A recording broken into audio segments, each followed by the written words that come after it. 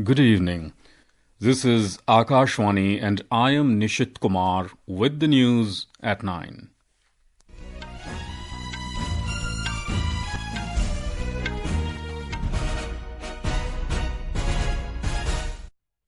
The headlines. The National Democratic Alliance announces seat-sharing arrangement for Bihar Assembly Elections, BJP and JDU to contest on 101 seats each, LJP Vilas on 29, while RLM and HAM on 6 seats each. US President Donald Trump to join world leaders in Egypt tomorrow to finalize Gaza peace deal aimed at ending war in the region. Afghanistan warns Pakistan of using other options if good relations with Kabul severed. 2,000 Indian origin Tamil beneficiaries in Sri Lanka receive entitlement documents under India-aided housing project. India defeat New Zealand 4-2 in Sultan Johor Cup Junior Men's Hockey 2025 in Malaysia, and in Women's ODI Cricket World Cup match between India and Australia underway in Visakhapatnam.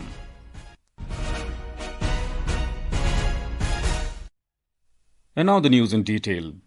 The National Democratic Alliance NDA has announced seat sharing for Bihar elections. In a social media post, BJP General Secretary Vinod Tavade informed that BJP and JDU will contest on 101 seats each, Lok Janshakti Party Vilas on 29 seats, Rashtriya Lok Morcha and Hindustani Awam Morcha on 6 seats each. The announcement came after formal talks of top leaders of allies in the BJP headquarters in New Delhi. We have more from our correspondent.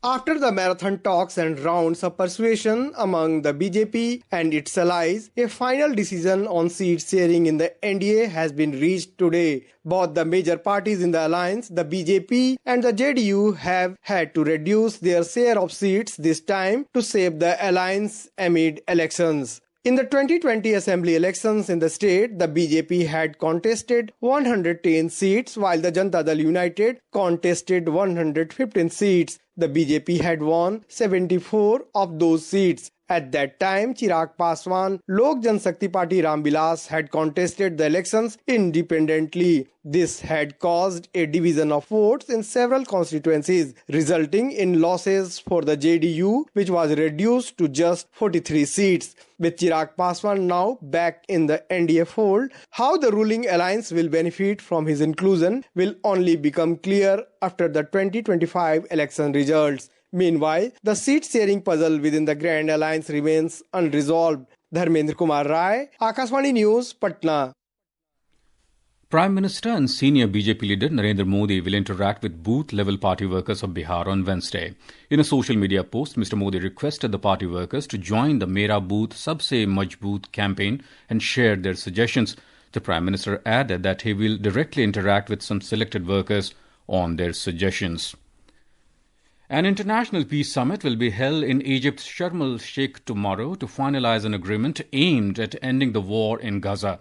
US President Donald Trump and Egyptian President Abdel Fattah el-Sisi will co-chair the meeting, which is expected to see participation from leaders of more than 20 countries, including UK Prime Minister Keir Starmer and UN Secretary General Antonio Guterres. According to a statement from the Egyptian presidency, the summit aims to end the war in the Gaza Strip, enhance efforts to bring peace and stability to West Asia, and usher in a new era of regional security and stability. We have more details from our Dubai correspondent. The gathering comes in light of United States President Donald Trump's vision for achieving peace in the region and his efforts to end conflicts around the world. Cairo said that the summit is designed to finalize an agreement aimed at ending the war in Gaza and rally international support for the second phase of Trump's peace plan, which seeks to disarm Hamas and create a new governing body in the Strip. However, neither Israel nor Hamas will participate in the event, and the Palestinian Authority is also not attending. The summit follows a ceasefire deal between Israel and Hamas that entered into effect on Friday after 3 days of intensive negotiations in Sharm el-Sheikh between the two sides, mediated by Egypt, Qatar, Turkey, and the United States. The first phase of the plan includes Israeli troop withdrawals from Gaza and the opening of crossings for aid and the release of hostages and prisoners. Under the agreement, Hamas has time until Monday to release all Israeli hostages, including 20 who are believed to be alive and the remains of up to 28 deceased hostages. Vinod Kumar, Kashwani News, Dubai. Afghanistan Foreign Minister Amir Khan Muttaqi warned Pakistan today that Kabul has other options if Islamabad does not seek good relations and peace. Speaking about the ongoing conflict between the two countries during a media briefing in Delhi, the Afghan foreign minister stated that Afghanistan will continue to protect its sovereignty.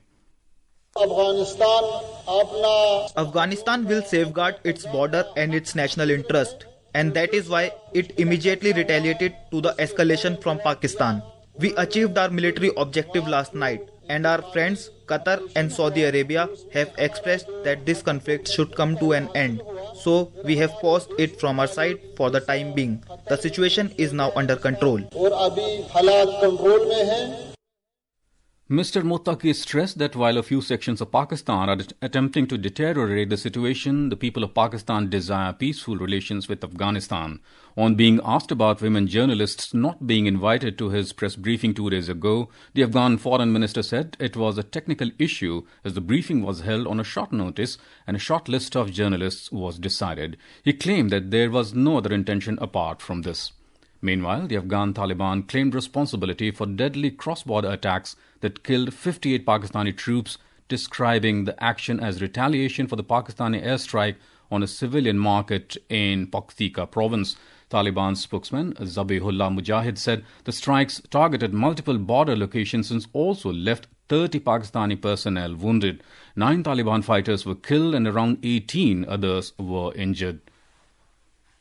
In a landmark development in Sri Lanka, the next stage of the Indian housing project commenced today with the formal handover of entitlement documents to 2,000 beneficiaries from Indian origin Tamil community in Sri Lanka's upcountry region. The houses are part of the 4th phase of the Indian housing project that was announced by Prime Minister Narendra Modi during his visit to the upcountry region in 2017. We have more from our Colombo correspondent. With the commencement of the next stage in the Indian housing project in Sri Lanka, India has advanced support for 14,000 houses for the Indian origin Tamil community under Phase 4. High Commissioner Santosh Jan noted, India's commitment to housing covers 65,000 houses today spread across Sri Lanka. It covers all 25 districts of the country. It is a grant commitment of over 64 billion Sri Lankan rupees. High Commissioner Jha emphasized that the initiative is not just about building homes, but about building futures through projects in education, healthcare, skills and community development, reaffirming India's enduring partnership and commitment to Sri Lanka's progress and stability. Sri Lanka's President Anurakumara Dissanayaka expressed his gratitude to Indian Prime Minister Narendra Modi, the people of India and the Indian High Commissioner to Sri Lanka for the support extended by the Indian government towards improving the economic and social well-being of the Sri Lankan people. Ahmed Moin Faruqi, Akashwani News, Colombo. This is Akashwani giving you the news. For quick news updates around the clock, follow us on our X handle at AIR News Alerts. And for details of these stories and more, log on to our website newsonair.gov.in and download the News on AIR app. Welcome back to the news at 9. The GST Bachat Utsav announced by Prime Minister Narendra Modi and which commenced from the 22nd of last month is benefiting the country as a whole. Today our correspondent brings a report on the GST reforms that will empower different industries of Goa. The new GST reforms is a welcome boost for Goa's economy, especially for its farmers, artisans and small businesses. Under the revised structure, cashew products which earlier faced 12% to 18% GST now draws just 5%, helping reduce retail prices and improve competitiveness. GI tagged products such as Khola chili, Harmal chili and Agasam brinjal are now taxed at 5% instead of 18%, making sauces, pickles and spice mix roughly 11% cheaper. Goa's tourism and hospitality sector stands to gain significantly.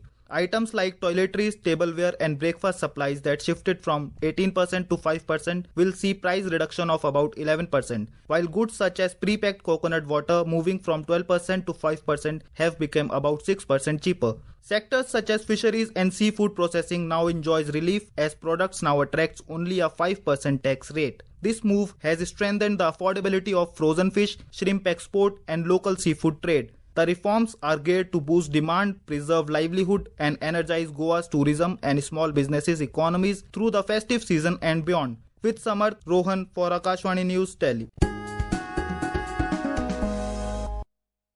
Science and Technology Minister Dr. Jitendra Singh has hailed the web GIS-based multi-hazard early warning decision support system developed by the India Meteorological Department IMD for saving nearly 250 crore rupees and ending dependence on foreign vendors. During his visit to IMD headquarters in New Delhi today, the minister reviewed the in-house technology-driven forecasting system and noted that it has also reduced an annual maintenance cost of about 5.5 crore rupees, reinforcing the vision of self-reliance. Minister of Youth Affairs and Sports Mansukh Mandavia lauded the efforts of ISKCON for starting a drug-free initiative across the country. Speaking to media after attending the Udgar Youth Festival organized by ISKCON in New Delhi, he said that under this initiative, more than 15,000 youths have pledged to be drug-free. ISKCON International द्वारा उद्गार 2025 Through the ISKCON International's Udgar 2025 program, more than 15,000 youths took an oath together to quit addiction. One individual also launched a campaign to make 100 people addiction-free. In the future, this campaign aims to free millions of youths from addiction and to contribute to the mission of building a Viksit Bharat. नशा मुक्त करके विकसित भारत के अभियान में जुड़ेंगे. Prasar Bharati Chairman Dr. Navdeep Kumar Sehgal said that India's growing economy is earning new respect across the world. Speaking at the residential meet of ICAI members in public service in Goa today, Dr. Sehgal noted that India continues to grow at a strong pace of around 6.8 to 7%, a rare unmatched by any other major economy. For the last 10 years, we are one of the largest economy which is growing at the fastest rate. We are growing at 6.8 to 7% in between. No economy in the world of this size is growing at that point. A political uproar erupted over remarks made by West Bengal Chief Minister Mamata Banerjee, who suggested that women should not go out at night.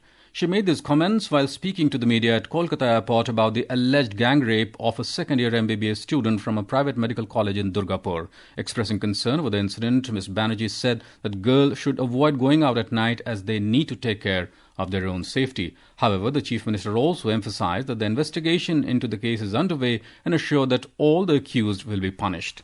And on to sports now.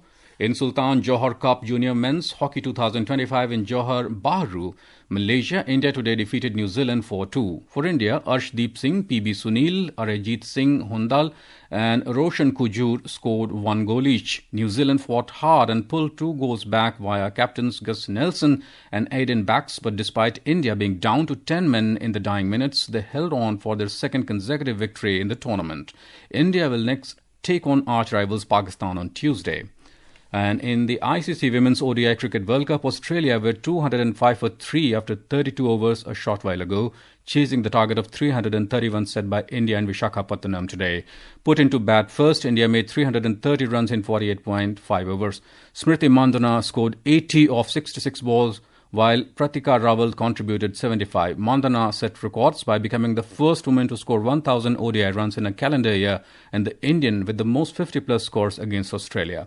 She and Rawal shared a 155-run opening stand. In men's cricket, West Indies scored 173 runs for 2 wickets in its second innings at stumps on the third day of the second test match being played in New Delhi.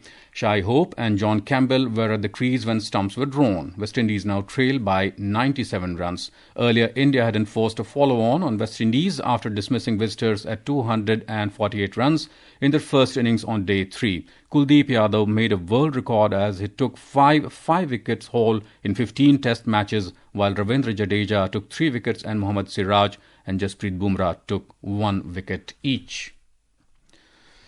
And now, before we end the bulletin, the headlines once again. The National Democratic Alliance announces seat-sharing arrangement for Bihar Assembly Elections. BJP and JDU to contest on 101 seats each. LJP Vilas on 29, while RLM and HAM on 6 seats each. US President Donald Trump to join world leaders in Egypt tomorrow to finalize Gaza peace deal aimed at ending war in the region. Afghanistan warns Pakistan of using other options if good relations with Kabul severed. 2,000 Indian origin Tamil beneficiaries in Sri Lanka receive entitlement documents under India-aided housing project. India defeat New Zealand 4-2 in Sultan Johor Cup Junior Men's Hockey 2025 in Malaysia. And in Women's ODI Cricket World Cup, match between India and Australia underway in Visakhapatnam. And that's all in the news at 9. Good night.